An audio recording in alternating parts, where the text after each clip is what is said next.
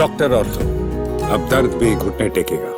देश की सबसे बड़ी अदालत, एक बहुचर्चित याचिका और कुछ ही मिनटों में आया ऐसा फैसला जिसकी चर्चा पूरे दिन होती रही। सवाल था छात्र प्रदर्शन और पुलिस कार्रवाई का, लेकिन सुप्रीम कोर्ट ने तत्काल सुनवाई से इनकार कर दिया। आखिर कोर्ट में ऐसा क्या हुआ, आइए जानते हैं पूरी कहानी। नमस्कार, मैं कशिश कश्यप और आप देख रहे हैं चैनल फॉर न्यूज इंडिया। बुधवार की सुबह सुप्रीम कोर्ट में एक जनहित याचिका दाखिल की गई।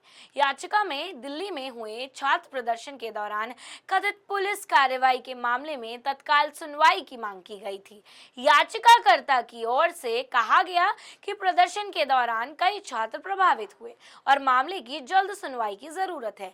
इसी वजह से इस याचिका को चीफ जस्टिस सूर्यकांत की अध्यक्षता वाली 3 सदस्यीय पीठ के सामने तत्काल सूचीबद्ध करने का अनुरोध किया गया।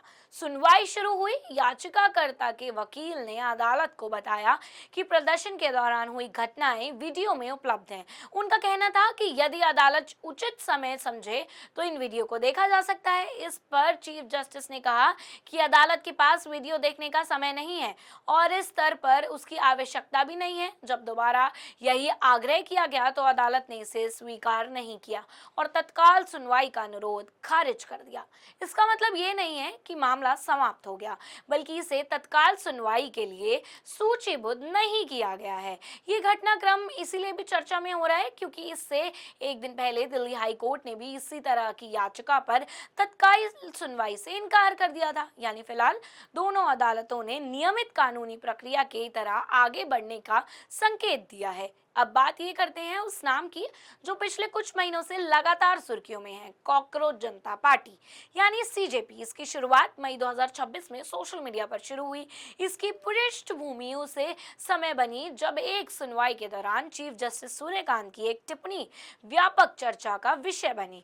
बाद में कुछ लोगों ने उस संदर्भ में सोशल मीडिया पर कॉकरोच जनता पार्टी नाम से एक प्लेटफॉर्म बनाया जो धीरे धीरे छात्र मुद्दों और परीक्षा प्रणाली से जुड़े अभियानों का हिस्सा बन गया। हालांकि बाद में चीफ जस्टिस सूर्यकांत ने अपनी टिप्पणी पर स्पष्टीकरण भी दिया। उन्होंने कहा कि उनका बयान को संदर्भ से अलग करके पेश किया गया। उनके अनुसार उनका उद्देश्य किसी छात्र या युवा के वर्ग से नहीं था, बल्कि कथित रूप से फर्जी या संदिग्ध डिग्रियों के सहारे में पेश आने वाले लोगों से था। इस बीच सुप्रीम कोर्ट में बार बार एसोसिएशन ने भी पत्र और छात्र प्रदर्शन की दौरान हुई घटनाओं पर चिंता जताते हुए कहा कि यदि किसी भी निर्दोष व्यक्ति को आध्यात्मिक बल प्रयोग हुआ है तो उसके निष्पक्ष जांच होनी चाहिए। वहीं संबंधित एजेंसियों का कहना है कि कानून व्यवस्था बनाए रखने के लिए आवश्यक कदम उठाए गए थे। फिलहाल इस मामले पर सुप्रीम कोर्ट ने तत्काल सुनवाई से इनकार किया है। अब आगे ये देखना होगा कि याचिका नियमित प्रक्रिया के तहत कब सूचीबद्ध होती है